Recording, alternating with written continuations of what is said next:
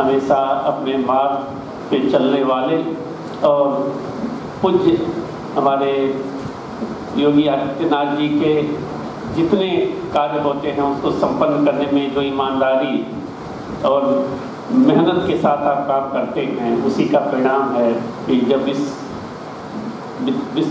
विद्यालय के अंदर जब हम आए, महाविद्यालय के अंदर आए, तो क्या ऊर्जा हमें प्राप्त हुई है। हम बहुत ही आपको तहे दिल से धन्यवाद देते हैं। और आज हमें अच्छा लग रहा है कि यहीं से पढ़े हुए आशुतोष कुमार श्रीवास्तव जी, देखिए आप इतने उच्च पद पर सहायक महाप्रबंधक कैनरा बैंक हैं। हमें उम्मीद है कि जो हमारे छात्र भाई बहनें बैठे हुए हैं, हमारे बच्चे बैठे हुए हैं, इनसे प्रेरणा लेंगे और आने वाले समय में अनुकरण करेंगे।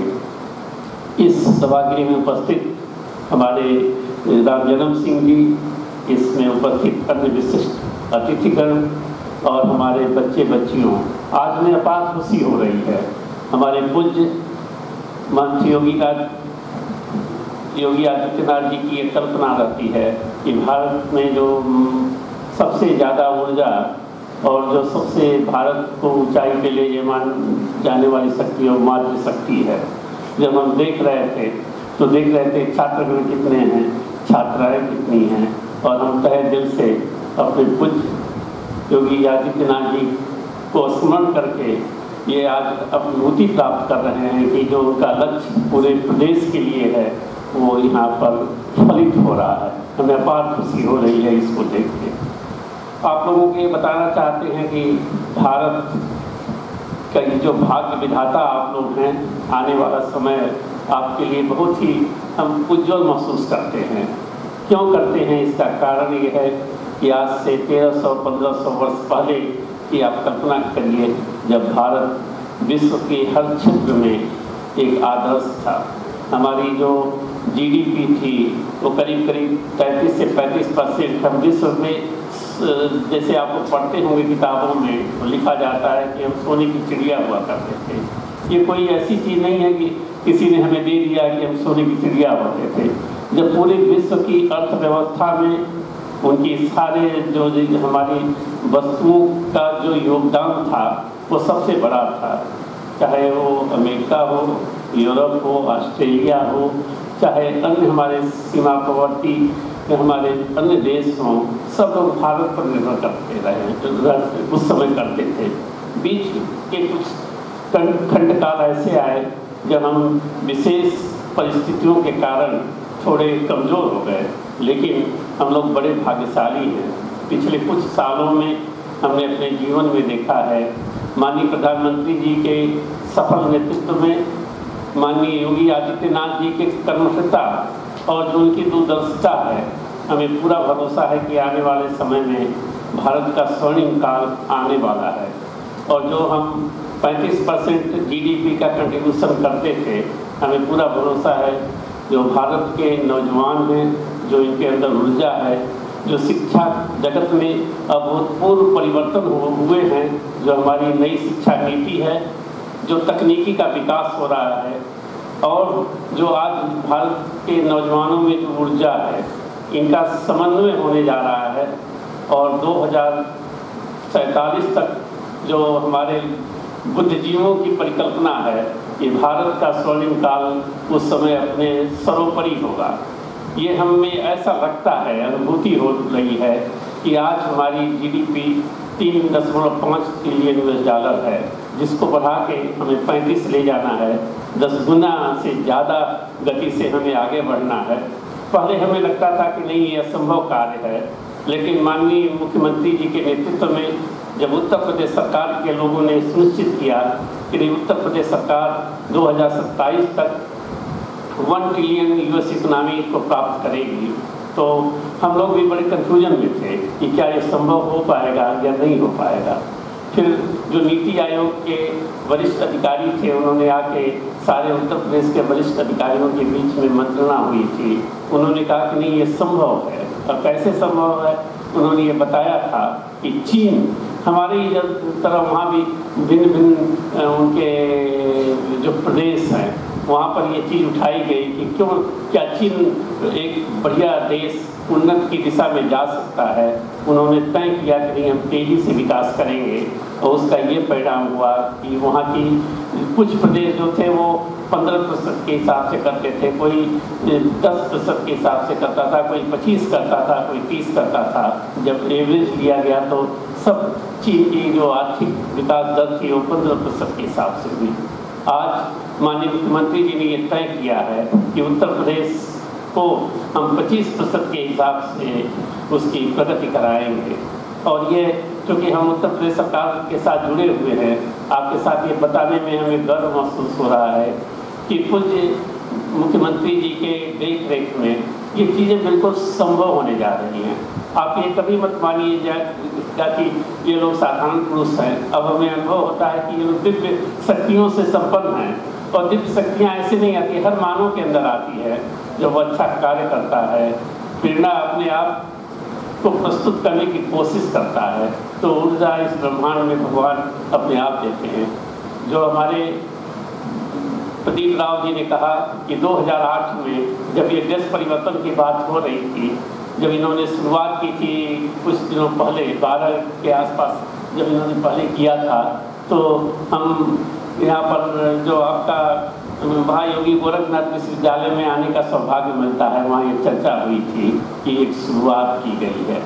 उस शुरुआत का ये प्रतिफल हुआ कि आज पूरे उत्तर प्रदेश में, पूरे भारत में जो एक हम बिना मतलब की चीज़ों को ढोते आ रहे थे, उसको छोड़ चुके हैं। कोई काला ड्रेस था जिसमें लगता था कि नहीं, हम कहीं अंग्रेज हैं, अंग्रेज लोग उसको पहनते थे, लगता था कि हम गुलामी की मानसिकता में जी रहे हैं। लेकिन इस महान संस्थान जो शिक्षा परिषद की एक छोटी संस्था ने इस कार्य को शुरुआत की, और हम बधाई देना चाहते हैं अपने प्रदीप राव जी को, और जो यूपी सिंह साहब के नेतृत्व में जो कार्य प्रारंभ हुआ था, आज पूरे प्रदेश देश में लागू हो गया है। पिछले दिनों हम लखनऊ के जो भीमराव अम्बेडकर विश्वविद्यालय गए थे, उसमें हमारी माननीय राष्ट्रपति जी आई थी, तो देख के पहले हमें लगा कि हमें भी ऐसे कपड़े पहनने पड़ेंगे, ऐसा हमें लग रहा था। लेकिन वहाँ जाने के बाद लगा कि जब क्या परिवर्तन हुआ है, और इसमें देखिए आप जो ऊर्जा दे रहे हैं, हम अनुभव कर रहे हैं। जैसे हमने काला ड्रेस के बारे में कहा, ये बड़ा ही डर होता है, उसके बारे में लोग सोचते हैं कि नहीं, ये ऊर्जा को खींच लेता है। लेकिन आप इस ड्रेस में देखिए, जो केसरिया जो आपका ड्रेस है, ये लगता है कि हमें ऊर्जा दे रहा है। और इस ऊर्जा के साथ साथ अब आपको ये प्रण लेना है, जो आज इस समावर्तन संस्कार में जो अभी आपने संकल्प लिया है कि कैसे हम एक सचरित्र अपना निर्माण करेंगे, जिससे भारत को एक महानतम देश बनाएंगे।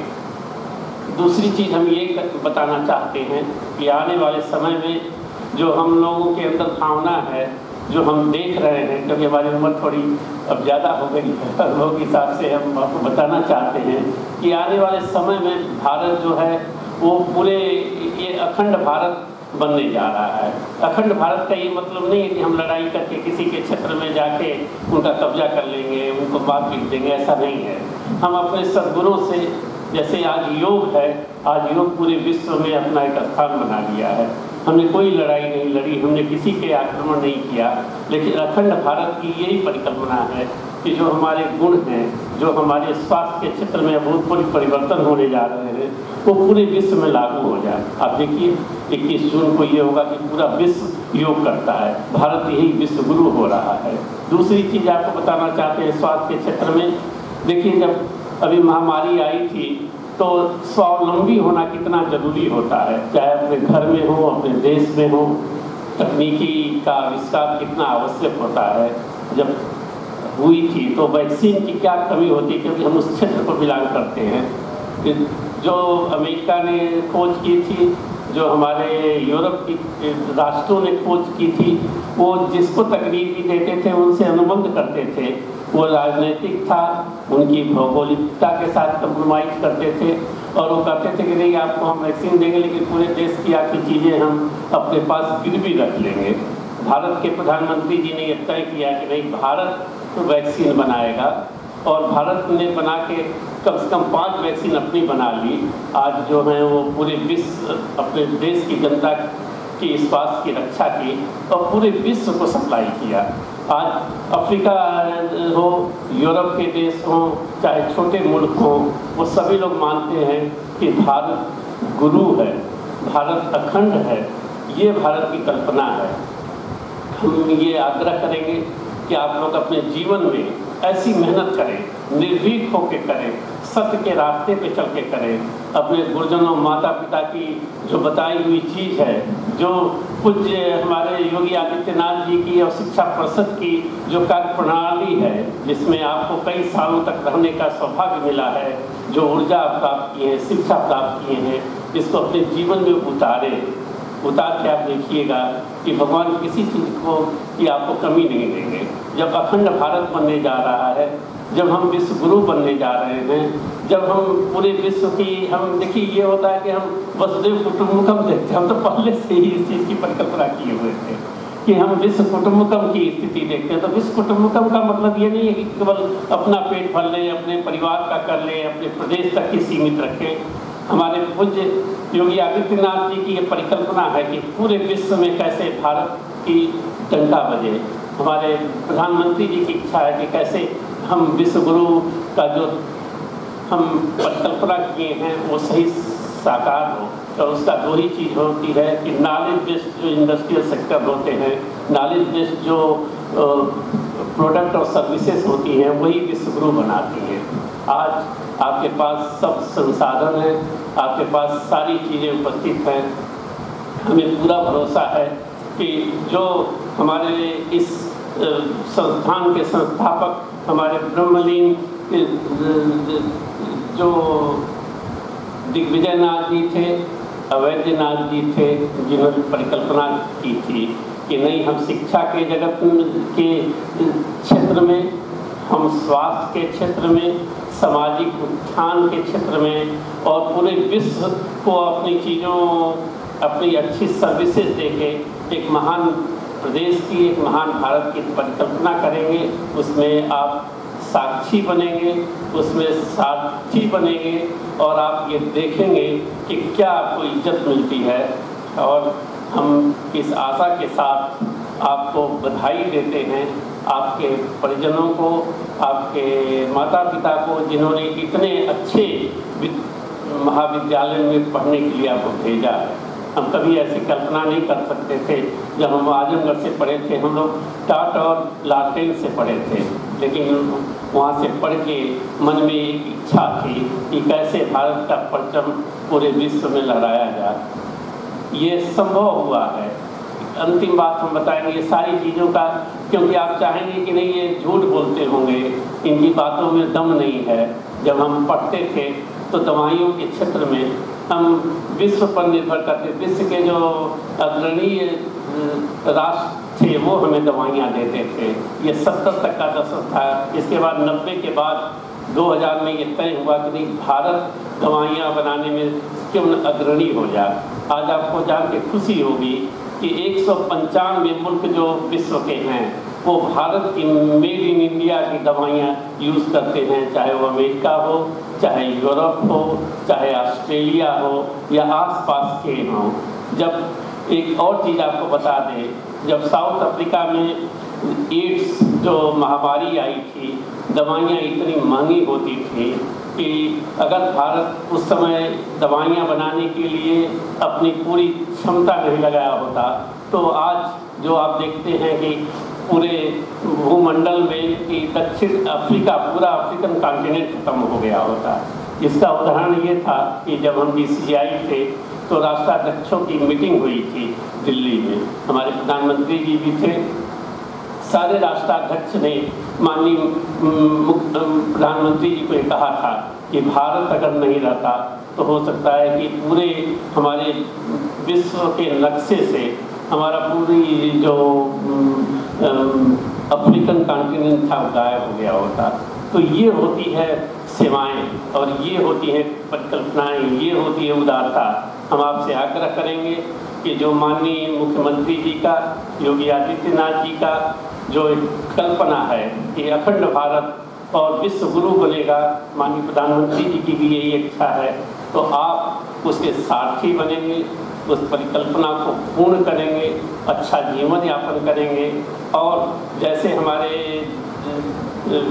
जो आशुतोष कुमार श्रीवास्तव जी आज बैठे हैं, आज से 10 साल 15 साल बाद हम यह देखना चाहते हैं कि यहाँ पर 20-25 लोग आके बैठे और बताएं कि कैसे हमने भारत को एक विश्व गुरु बनाया है अपनी सेवाओं से, और लड़ाई झगड़े से नहीं। फिर हम ये कहेंगे कि मन में कभी न लाइएगा कि नहीं भारत विश्व गुरु बनेगा या अखंड भारत की कल्पना कोई तो बंदूक या एटम बम से या कोई इससे नहीं होने वाला है। केवल एक ही चीज़ है, जो विश्व गुरु तभी बनेंगे जब वसुधैव कुटुंबकम की भावना से चलेंगे, और ये होने जा रहा है। और माननीय योगी आदित्यनाथ जी के देख रेख में उत्तर प्रदेश में होने जा रहा है, देश में होने जा रहा है, और विश्व गुरु हम बनने जा रहे हैं।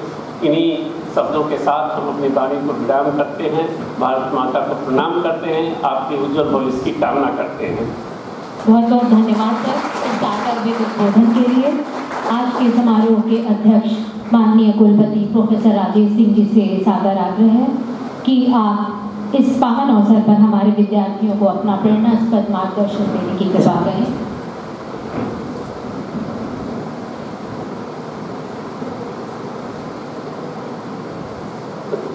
मंच पर बैठे इस महाविद्यालय की समिति के अध्यक्ष आदरणीय professor UP Singh ji,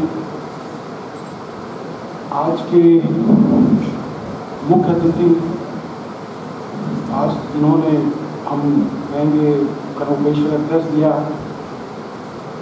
समावर्तन address दिया, डॉक्टर GN सिंह जी,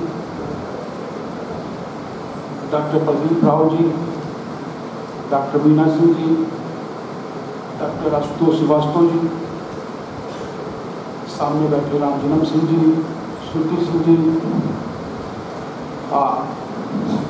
सामने बैठे शिक्षक और विद्यार्थियों। कन्वोकेशन का या समावर्तन का जो मेन जो उद्देश्य या होता है कि अच्छा जो नॉलेजेबल और बहुत ऐसा मुख्य अतिथि हो और वो कन्वोकेशन एड्रेस दे और उसको बच्चों याद रखें। और आज प्रोफेसर GN सिंह जी को मैं बहुत पहले से जानता हूँ, जब ड्रग कंट्रोलर थे। उसके बाद आज माननीय मुख्यमंत्री जी के सलाहकार भी हैं, जो फार्मेसी से आते हैं। ये भी BHU से पढ़े हैं, मैं भी BHU में पढ़ाता हूँ, अभी भी मैं वो हूँ। बड़ी अच्छी बातें कही। मैं जब भी इनसे मिलता हूँ तो मैं सीखता हूँ, ये समय नहीं गवाते हैं, नई नई योजनाओं पर चर्चा करते हैं। आज भी हम लोग बैठे थे 4-5 मिनट में एक नई योजना पर चर्चा की और यही के भाषण में था, और इससे आपको सीखना चाहिए। मैं ऐसे, क्योंकि मैं आपका कुलगुरु हूँ, कुलपति हूँ, तो मुझे आपको आज लगभग 674 बच्चों ने अपनी डिग्री पास किया है, पास आउट हुए हैं, जिनको आने वाले दिनों में कन्वोकेशन में डिग्री भी आवंटित की जाएगी। और मैं उनको बधाई देता हूँ, उनको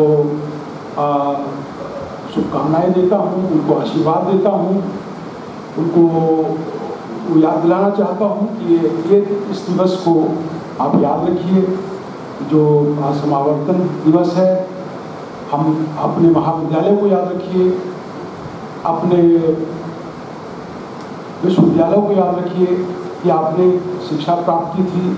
और खासकर जब भी मैं महाराणा प्रताप महाविद्यालय में आता हूँ, ये तीसरी बार मैं आ रहा हूँ। 1921 के समावर्तन दिवस में भी था, कुलपति होने के नाते 22 में भी था, 23 में भी था। तो एक जो सेल्फ फाइनेंसिंग कॉलेजेस में जो कोई एक मॉडल कॉलेज हो सकता है, वो एक इसी तरह का एक पिक्चर पेश होती है और मैं बार बार प्रभावित होता हूँ। खासकर डिसिप्लिन से, प्रदीप राव जी इसके लिए जाने जाते हैं, डिसिप्लिन से, और खासकर जो एजुकेशन में है, जो आपका वैल्यू बेस्ड एजुकेशन है, उसको हमेशा याद रखना चाहिए। आज कुछ चीज़ें मैं बताऊंगा। वैल्यू बेस्ड एजुकेशन में आप जानते हैं कि विश्वविद्यालय 2-3 कोर्सेज पढ़ाता है। एक महायोगी गोरखनाथ जी पे 2 क्रेडिट का कोर्स है जो कंपल्सरी है। जो कोई भी विद्यार्थी जो यहाँ से पास आउट होगा तो उसको 2 क्रेडिट का कोर्स उस विश्वविद्यालय का पढ़ना पड़ेगा। दूसरा 2 क्रेडिट का कोर्स दीनदयाल जी में है और तीसरा एक और कोर्स है। तो ये तीनों कोर्सेज जो आपको एक जो मोरल वैल्यू की याद दिलाते हैं, और ये महाविद्यालय मुझे लगता है उसका आर्किटेक्ट रहा है कहीं न कहीं से। हमने अभी आपको बताएं कि A++ प्राप्त किया है। A++ प्राप्त करना एक चीज़ है, लेकिन उसके बाद जब हम लोग मैं बाहर दूसरा कॉलेज है जहाँ मैं आ रहा हूँ, तो हमारे यहाँ एक सिलसिला चल रहा है कि हम इसको सेलिब्रेट करें, इसका उत्सव है। तो मकसद ये नहीं था कि केवल इसको खुशी मनाया जाए, सेलिब्रेट किया जाए। मकसद कुछ और था। मकसद ये है, और ये मैं आज यहाँ भी कहना चाहूँगा, हम कहाँ पहुँच गए, इसका रियलाइजेशन, इसका अनुभव, और वो आपकी पर्सनालिटी में उसका रिफ्लेक्शन आना चाहिए। मुझे याद है जब जो नेक कमेटी की जो चेयरमैन और कमेटी मिल रही थी, हमारे बच्चों से भी मिलते हैं, आप टीचर से मिलते हैं, नॉन टीचिंग स्टाफ से मिलते हैं, तो बच्चों से भी मिल रहे थे। तो उन्होंने एक चीज़ अपनी स्पीच में बोली सबके सामने। कुछ बच्चे जो हेजिटेट कर रहे थे कि वो एक पुअर गरीब इलाके से आते हैं, थोड़ा सा एक बैकवर्ड इलाके से आते हैं, थोड़ा वो कॉन्शियस था। मैं आपको बताना चाहता हूँ A++ ही नहीं मिला है।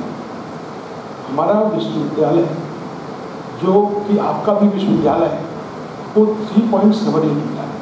जो टॉप यूनिवर्सिटी कंट्री में है, जिसको 3.89 मिला है, वो Tata research institute of social sciences, वो डीम्ड टू बी यूनिवर्सिटी। दूसरा जो यूनिवर्सिटी है, गुरु नानक देव यूनिवर्सिटी अमृतसर, ये एफिलिएटिंग यूनिवर्सिटी है। जैसे हमारा विश्वविद्यालय है, जैसे 4-5 लाख स्टूडेंट उसमें भी हैं, जैसे हमारे पास है, उसके पास भी बहुत सारे महाविद्यालय हैं, और उसका 3.84 है। तीसरे नंबर पे 3.79 है Rani Lakshmibai institute of physical education, ये ग्वालियर में। ये फिजिकल एजुकेशन का इंस्टीट्यूट है, स्पेशलाइज है, ये भी डीम्ड टू बी यूनिवर्सिटी। और चौथा नंबर गोरखपुर विश्वविद्यालय का है, जिसका 3.78 है। और उसके हमारे बाद फिर JNU है, उनका 3.77। मैं कहना ये चाहता हूँ कि जो ये इवैल्यूएशन होता है, ये सबका बराबर होता है, चाहे दिल्ली यूनिवर्सिटी का हो, चाहे JNU का हो। इसमें मैट्रिक्स होती है, इसमें 7 क्राइटेरिया है, 115 मैट्रिक्स है, और वो एक मैथमेटिक्स की तरह से ये व्यवस्था आपके पास है, तो आपको नंबर मिलेगा, और ये कोई देख सकता है। मुझे याद है मुख्यमंत्री जी से मैं 19 तारीख को उन्होंने मुझे बुलाया था, जब A++ आया था, तो हमारी लगभग 45 से 50 मिनट चर्चा हुई। वो पहली बार मेरे को सुनते गए, मैं बोलता गया, और ये जब उनको समझाया, कोई भी विश्वविद्यालय जैसे कि महाविद्यालय या पुराना विश्वविद्यालय गोरखपुर यूनिवर्सिटी है, जो 65 साल पुराना विश्वविद्यालय है, 50 साल, तो उनको 12B मिलता है, 2B मिलता है, 2F मिलता है, और डिपार्टमेंट्स हैं, सेटअप है। उसको कोई भी सवाल सजाया जा सकता है, सवाला जा सकता है, उसको प्रोजेक्ट किया जा सकता है, प्रोवाइडेड आप अच्छी तैयारी करें। यही हम लोग ने मैथमेटिक्स की तरह से इसको दिया। हमने देखा 115 मैट्रिक्स में से इसमें हमको 4 मिल रहा है, किसको नहीं मिल रहा है। लगभग 200 मीटिंग थी। और ये इस पर अगर कभी चर्चा करूँगा अलग से मैं आगे, तो आपको समझ में आएगा कि कोई भी मेहनत करे, कोई भी करे तो आ सकता है। तो आप आज 3.78 पाके गोरखपुर में रहें। आप ये कह सकते हो कि हम दिल्ली यूनिवर्सिटी से बेटर हैं, हम JNU से बेटर हैं, हम यूनिवर्सिटी में बैठे हैं। वो फीलिंग आपकी पर्सनैलिटी में आनी चाहिए, वो रिफ्लेक्शन आपके जवाबों में आना चाहिए, वो जब आप बातचीत करें। अब मैंने देखा है कि बहुत सारी गोरखपुर यूनिवर्सिटी के बहुत पहले तो पूरा पूर्वांचल ही गोरखपुर यूनिवर्सिटी से मैं आज शुक्रगुजार हूँ। मैं आज सबके सामने धन्यवाद देना चाहूँगा, मैं आभार प्रकट करना चाहूँगा महाराणा प्रताप शिक्षा परिषद का, जिसके कारण विश्वविद्यालय स्थापित हुआ। 5 एकड़ की भूमि दी गई थी। महायोगी दिग्विजय नाथ जी का ये विजन था पूर्वांचल एजुकेशन के लिए। वो केवल गोरखपुर की बात नहीं थी, उससे पूरा पूर्वांचल इम्पैक्ट किया, पूरा पूर्वांचल पे इम्पैक्ट हुआ। और वो आज देखिए आज की स्थिति में है। तो आज के ज़माने में, डिजिटलाइजेशन के ज़माने में इन चीज़ों को समझने की ज़रूरत है, इसके आगे जाने की ज़रूरत है। मैं जब बहुत सारी चीज़ें जो नई चीज़ें जब मैं विश्वविद्यालय में रहता हूँ तो मैं कहता हूँ अब जो हम तैयारी करने जा रहे हैं हमारे में पोटेंशियल है, one of the best university in the country. अब आगे के आगे हमको इंफ्रास्ट्रक्चर चाहिए। मैं आगे की बात करता हूँ हमेशा। हमें प्रधानमंत्री जी ने अपनी स्पीच में हमारे विश्वविद्यालय का नाम लिया जब वो लखनऊ में थे। माननीय मुख्यमंत्री जी ने अपनी स्पीच में हमारे विश्वविद्यालय का कई बार नाम लिया। बजट स्पीच में आया। हमारी माननीय हमारे गवर्नर महोदया ने अपने प्रसिद्धि पत्र दिया, उन्होंने ट्वीट किया, लिखा, मेरी 1-to-1 मीटिंग हुई। अब हमारा सर्टिफिकेट आ गया है और सर्टिफिकेट को लेके एक दिन पूरी टीम के साथ हमारी 20 तारीख को जा रहा हूँ। उन्होंने आग्रह किया है, वो डेट नहीं फिक्स हुई है, लेकिन मैं केवल आशीर्वाद से सेटिस्फाइड नहीं हूँ, मुझे कुछ और चाहिए। मुझे A++ से भी सेटिस्फाइड नहीं हूँ, मुझे कुछ और चाहिए और वो आप लोग के कोलैबोरेशन के बिना नहीं आ सकता। जो ये आपको मैं याद दिलाना चाहूँगा कि एक ऊंचाई पे पहुँचना आसान है, उसको मेंटेन करना बड़ा मुश्किल है। उसको मेंटेन नहीं करिएगा, उसके लिए और एफर्ट लगेगा। ये रियलाइजेशन हमारे सब कॉलेजेस को होना चाहिए, ये रियलाइजेशन हमारे सारे अध्यापकों को होना चाहिए, ये रियलाइजेशन हमारे पूरे सिस्टम को होना चाहिए। मैं यही याद दिलाता हूँ बार बार। मैं अब बात करता हूँ इंस्टीट्यूट ऑफ एमिनेंस। मैंने चर्चा स्टार्ट कर दी, इसकी बहुत जल्दी एक मीटिंग करने जा रहा हूँ। इंस्टीट्यूट ऑफ एमिनेंस भारतवर्ष में केवल 10 है। NHU को मिला है इंस्टीट्यूट ऑफ एमिनेंस, JNU को मिला है institute of eminence, IIT Bombay को मिला है institute of eminence, IIT Delhi को मिला है institute of eminence, Indian institute of sciences को। इस तरह से 10 इंस्टीट्यूशन पब्लिक सेक्टर में, 10 institution private sector. Public sector में करीब 1,000 करोड़ रुपये वो देते हैं। और जो भी value based education, holistic education की हम चर्चा करें, लेकिन हम ये कभी ना भूलें कि जो एजुकेशन है वो मार्केट से अटैच है। आप जब तक उसको मार्केट के उसमें नहीं देखिएगा, आप अपने जॉब प्रॉस्पेक्ट्स में नहीं देखिएगा, तब तक वो एजुकेशन होलिस्टिक नहीं होगी। मेरी चर्चा CEO एप्पल से हो रही है। मैं उस बात पे करता हूँ कि कैसे हम अपने बच्चों को ज़्यादा से ज़्यादा नौकरी दिला सकें।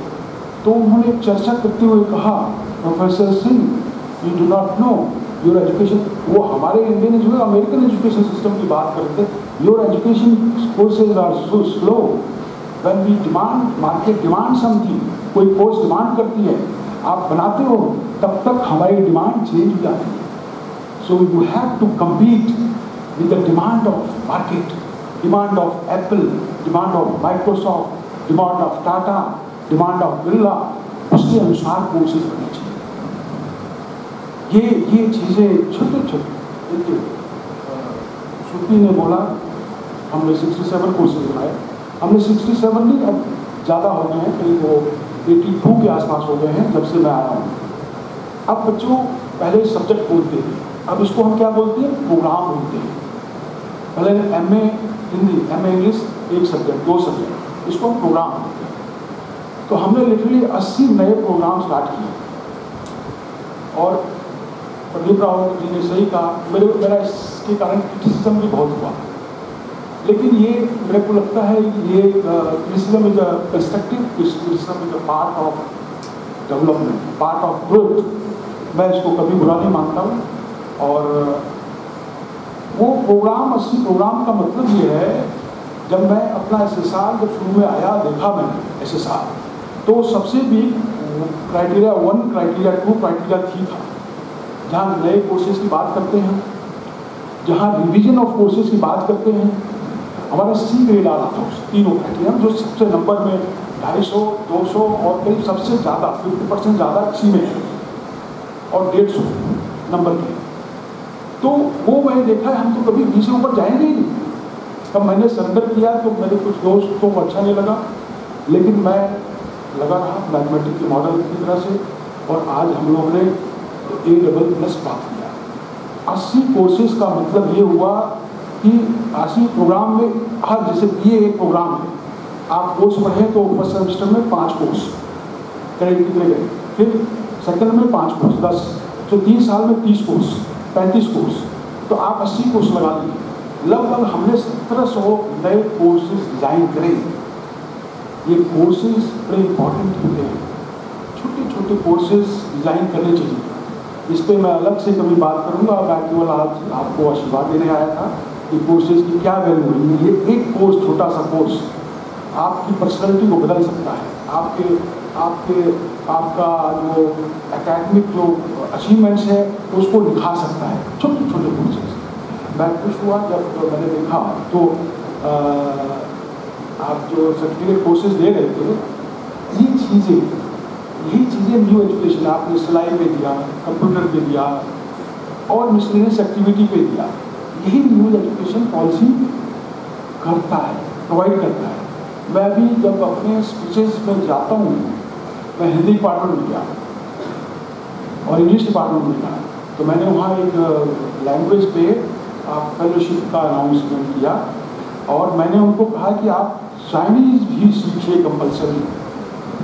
सब लोग सरप्राइज थे, चाइना से हमारा इतना खिंचाव है, खिंचातानी चलती है, इसी साहब चाइनीज कह रहे हैं। सबसे ज़्यादा इम्पोर्ट आज भी हम चाइना से करते हैं। एक्सपोर्ट में अमेरिका नंबर 1 है, सेकंड चाइना है। अगर कोई हिंदी का बच्चा इंग्लिश जानता है और चाइनीज जानता है तो उसको नौकरी कमी नहीं है। मैं आपको बताऊं, अमेरिकन प्रोफेसर्स जो समर वेकेशंस में हर महीने में उनको पता लगे कहाँ जा रहे हो, हम चाइना जा रहे हैं।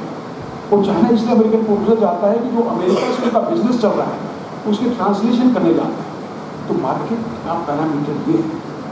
आपको लैंग्वेज भी एक स्किल है, लैंग्वेज के एक छोटे छोटे 2-2, 3-3 कोर्स, क्रेडिट कोर्सेज ये हमने अभी अपने वहाँ उपलब्ध कराए हैं।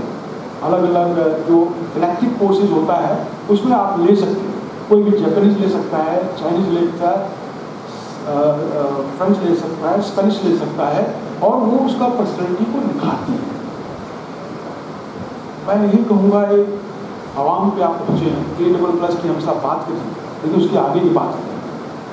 विश्वविद्यालय बात कर रहा है इंस्टीट्यूट ऑफ एमिनेंस लाने, विश्वविद्यालय बात कर रहा है university with potential with excellence, जो उसका DST का प्रोजेक्ट है उसको लाने। विश्वविद्यालय बात कर रहा है कि 10 सेंटर ऑफ एक्सीलेंस बनाएगा। जरूरत है कॉलेजेस को आने की। मैं इसको एनकरेज कर रहा हूँ। मैंने कंपटीशन स्टार्ट कर दिया कि हर हमारे डिपार्टमेंट में एक सेंटर ऑफ एक्सीलेंस बनेगा। कम से कम 10 करोड़ रुपए इसको एक्स्ट्रा दिलाएंगे, चाहे स्टेट गवर्नमेंट दिलाए, चाहे सेंटर से दिलाए, या अपने रिसोर्स से दिलाए। तो ये आगे का कदम है, इस पर चर्चा करने की जरूरत है। इसको आगे कैसे आप आगे कैसे आएंगे। छोटे छोटे कोर्सेज, IT के, कोडिंग के, लैंग्वेज के, स्किल के, एंटरप्रेन्योरशिप के, ये सब बहुत है। मैं चाहता हूँ कि हमारा एक कोलैबोरेशन हो, ऑफिशियल कोलैबोरेशन हो, और जो हमने वो जो स्पेशलाइज किया है, खासकर हमारा जो इंक्यूबेशन सेंटर जो हमने आपके लीडरशिप में उसमें डिबेट किया था कि हम एक इंक्यूबेशन सेंटर स्थापित करेंगे, तो विश्वविद्यालय ने उसी समय जब दिसंबर में ही इसको करके रजिस्ट्रेशन में 6 महीने सेक्शन 8 की कंपनी होती है, जो भी आप एंटरप्रेन्योरशिप के प्रोग्राम करोगे, जो भी स्टार्टअप करोगे, तो वो हमारे इसी इंक्यूबेशन सेंटर की वो मिलेगा, क्योंकि ये गवर्नमेंट ऑफ इंडिया की पॉलिसी है कि जितने भी फंड्स ऐसे मिलेंगे you must have a incubation centre. तो महाविद्यालयों को उससे जोड़ने की जरूरत है। हमारे वोकेशनल स्टडी के एक पूरा एक फैकल्टी बन गई है और उसमें करीब 100 नए कोर्सेज 100 नए सर्टिफिकेट कोर्सेज आ रहे हैं। आपको आइडेंटिफाई करने की जरूरत है और उसका प्रचार उसको बच्चों तक पहुँचाने की जरूरत है। उसको हम एज एड ऑन कोर्सेज की भी प्लानिंग कर रहे हैं, जो कि 6 क्रेडिट 8 क्रेडिट के होते हैं, जो कि एक सेमेस्टर में बच्चा साथ कर सकता है, ऑनलाइन भी कर सकता है। विश्वविद्यालय बड़ा स्ट्रांगली डिजिटलाइजेशन की तरफ मूव कर रहा है।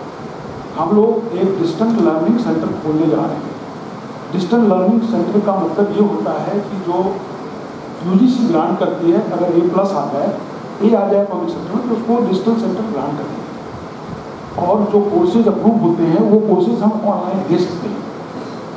तो वो सिर्फ ये महाविद्यालय आता हूँ तो मॉडल महाविद्यालय लगता है, लेकिन बहुत सारे महाविद्यालय अटैच्ड हैं जो कि इम्पार्ट नहीं कर पा रहे हैं सही तरह से बच्चों को बुला के एजुकेशन। तो ये डिस्टेंट लर्निंग सेंटर खुलने के बाद वो कोर्सेज विश्वविद्यालय डायरेक्ट देगा, तो एक कंपटीशन का माहौल पैदा होगा और GR रेशो बढ़ेगा। GR रेशो बड़ी तेजी से बढ़ेगा। ये आने वाले 5-6 महीने में हम लोग इसको करने जा रहे हैं। तो यूनिवर्सिटी सिस्टम हमारे पास एग्जाम्पल है एजुकेशन सिस्टम के, भारतवर्ष लीडर रहा है। ये मोरल एजुकेशन, ये बहुत सारी एजुकेशन नालंदा तक्षशिला से आई है, लेकिन उनका हिस्सा वो नालंदा तक्षशिला में क्या किया उसका अभी हमारे एजुकेशन सिस्टम में नहीं आ रहा है। उसको आगे लाना है, उसको हमारी स्ट्रेंथ है। लेकिन आपको आज अगर 5 ट्रिलियन इकोनॉमी या 1 ट्रिलियन इकोनॉमी जाना है तो आइसोलेशन में आप नहीं कर सकते काम। आपको देखना है कि संसार किधर जा रहा है, पूरा वर्ल्ड किधर जा रहा है। 1-1 हज़ार साल पुरानी यूनिवर्सिटीज़ हैं। Oxford university, Cambridge university, Paris university of Paris, they are 1000 year old universities. उस तरह की करीब 500-600 यूनिवर्सिटी थी, लेकिन 2 यूनिवर्सिटी केवल आज भी सर्वाइव कर रही है एक्सीलेंस को। वो कौन सी यूनिवर्सिटी है? University of Cambridge, university of Oxford. 1000 साल क्वालिटी को सस्टेन करना बहुत बड़ी चीज़ है। आप भी 10 यूनिवर्सिटी अगर निकाल के देखेंगे वर्ल्ड की, अभी भी तो बेस्ट यूनिवर्सिटी में आएंगी, 2 यूनिवर्सिटी आएगी आपकी यूरोप की और 8 यूनिवर्सिटी अमेरिका की है। अमेरिकन यूनिवर्सिटी 100 साल, 200 साल, 300 साल पुरानी है। वो 1000 उन्होंने क्वालिटी मेंटेन की। वहीं आप यहाँ एशिया में आएंगे, चाइनीज यूनिवर्सिटी बहुत ज़्यादा पुरानी नहीं है। एशिया में भी चाइनीज यूनिवर्सिटी 100 में से करीब 60 यूनिवर्सिटी और 55 यूनिवर्सिटी चाइनीज है। भारतीय यूनिवर्सिटी 5 है, 5 पहला यूनिवर्सिटी IIT बॉम्बे है 46 नंबर पे, उसके बाद बाकी 50 से 100 में है। हमको इस व्यवस्था को समझना है। हमारा टैलेंट भरा हुआ है, हमारा एक्सेप्टेंस रेट जो हमारे बच्चे हैं ना, IIT का 200 में से 1 बच्चा एडमिशन पाता है। लॉ का बच्चा नेशनल लॉ स्कूल में केवल 100 में से 3 बच्चे पाते हैं। हमारे गोरखपुर यूनिवर्सिटी में भी 7 से 8% बच्चे के, हमारे गोरखपुर यूनिवर्सिटी में 1 लाख बच्चे अप्लाई करते हैं तो 6-6.5 हज़ार बच्चे लेते हैं। ऑक्सफोर्ड का एक्सेप्टेंस रेट केवल 20 है। वहाँ 100 जाते हैं तो 20 का एडमिशन हो जाता है, वहाँ एडमिशन आसान है। हार्वर्ड का 13% है। प्रिंसटन वर्ल्ड की बेस्ट यूनिवर्सिटी है, उसका 14% है।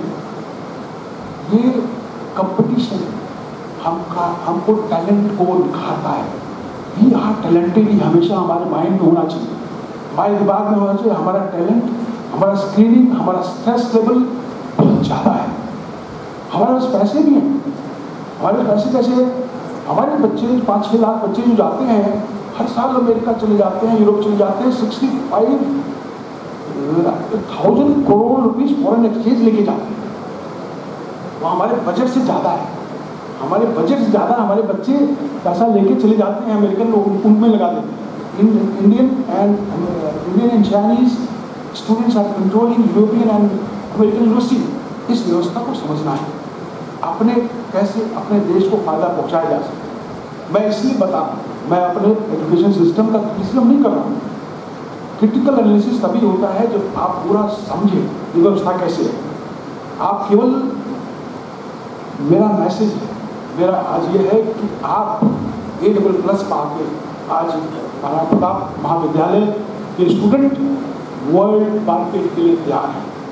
आप उस सिस्टम पे होना चाहिए। आपको ज़्यादा से ज़्यादा कोर्सेज कैसे हैं, कौन से कोर्स आपको पर्सनलिटी सूट करते हैं। हो सकता है हमने यहाँ कम कोर्सेज ऑफर किए, वहाँ यूनिवर्सिटियाँ हमारे से 10 गुना 100 गुना कोर्सेज ऑफर करती हैं, उन पर विचार करना है। MIT हर साल सारे कोर्सेज, MIT जो वर्ल्ड की बेस्ट साइंस और टेक्नोलॉजी की यूनिवर्सिटी है, उसके आसपास हमारी IITs को डालेंगे तो IITs कहीं नहीं 300-400 नंबर पे आएंगे।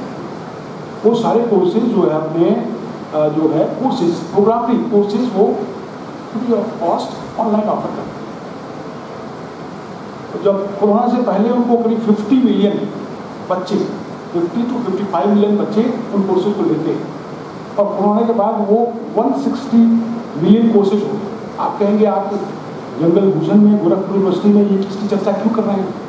मैं इसकी चर्चा इसलिए कर रहा हूँ कि वो 65% स्टूडेंट भारतीय आप में से, गोरखपुर से थे, पूर्वांचल से थे, यहाँ से थे।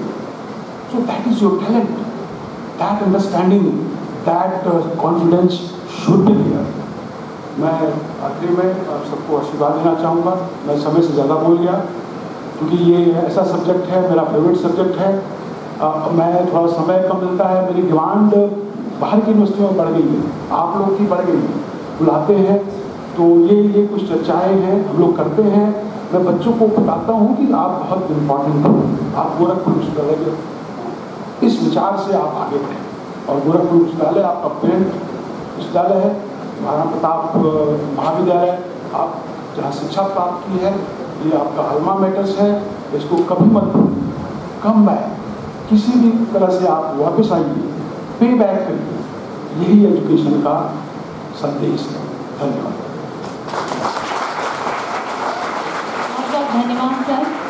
अब हमारे विद्यार्थियों को आशीर्वचन हेतु अपने परिवार के मुखिया प्रोफेसर उदय प्रताप सिंह जी से आग्रह करती हूँ, जिनके आशीर्वचन से यह कार्यक्रम पूर्ण होगा।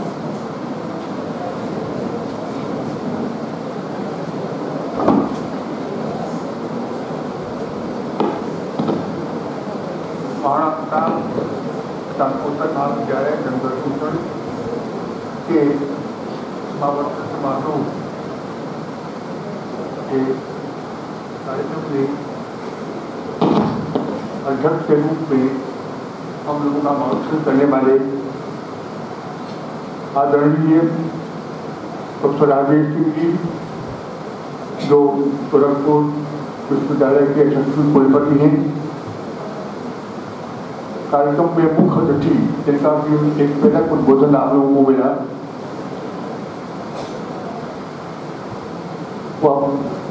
पूर्व अवसर भारत सरकार और वर्तमान में पूज्य महाराज जी के सलाहकार, हमारी सभी संस्थाओं के मार्गदर्शक और प्रेरक ऐसे डॉक्टर जीन सिंह जी, विशिष्ट अतिथि के रूप में उपस्थित श्रीमती वीना सिंह जी, प्राथमिक छात्र परिषद के सदस्य श्री आशुतोष कुमार श्रीवास्तव जी,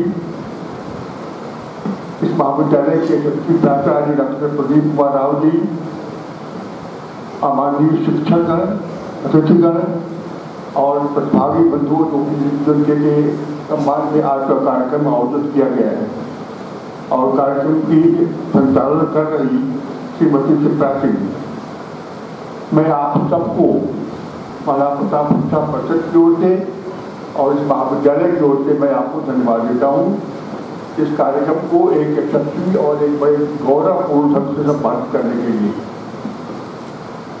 माननीय कुलपति जी का हमें बराबर आशीर्वाद और प्रेरणा मिलती रहती है, आगे भी मिलती रहेगी और आपकी की प्रेरणा, आशीर्वाद और मार्गदर्शन में हम उनके ऊपर प्रकट करते रहेंगे। डॉक्टर पीर सिंह जी हमारे परिवार के सदस्य हैं, हमारी सभी संस्थाओं को इनका मार्गदर्शन मिलता है। मेरे पास शब्द नहीं है, अंतिम शब्दों में मैं आपके प्रति आभार व्यक्त करूं। अब मुझे एक देखिए, हम अभी मैंने आप बताया कि आपको प्रोफेसर राजेश सिंह जी माननीय कुलपति के मार्गदर्शन में, उनके संरक्षण में, उनके नेतृत्व में दीनदयाल उपाध्याय गोरखपुर विश्वविद्यालय को A+ कैटेगरी मिली। कि हम सब लोगों के लिए गौरव की बात है और मुझे लगता है कि ये कहीं कहीं पर उन सपनों को साकार किया है आपने, जिसे 1958 में या 1957 में जब गोरखपुर विश्वविद्यालय की स्थापना हुई तो उनके संस्थापक मानसिक विनाश ने भी देखा था। उन सपनों को हमने साकार होता हुआ मैं समझ पाता हूँ। तो इसलिए मैं मानवता से परिषद की ओर से विशेष रूप से आपके प्रति आभार करता हूँ कि संस्था को इतने विश्वविद्यालय की इतनी ऊंचाइयों तक ले जाने के लिए। लगभग आज से 20 वर्षों पूर्व की मैं घटना बताता हूँ। एक बार 20-22 साल हो गए होंगे, एक बार मैं दिल्ली से गोरखपुर की ट्रेन की यात्रा कर रहा था। मेरा रिजर्वेशन कंफर्म नहीं था, बाद में मिला तो अपर बर्थ मिला स्लीपर क्लास में। घटना करीब 22-23 से 25 साल पहले हो सकती है। जब मैं ट्रेन में पहुंचा अपने बर्थ पास में, तो पाया कि लोअर बर्थ पर एक लड़का जो 22-23 साल का है, उसके नाम रिजर्व है। मैंने सोचा बात करूं, इससे बात करो, हो सकता है कि ये ऊपर चला जाए, हमको अपना बर्थ ऑफर कर दे। मैंने पूछा कौन हो, कहाँ जाओगे? तो कहा आपको बस से जाना है, 45 मैं IIT दिल्ली का विद्यार्थी। मैंने कहा 34 साल का विद्यार्थी, आखिरी वर्ष का विद्यार्थी। मैंने कहा IIT की डिग्री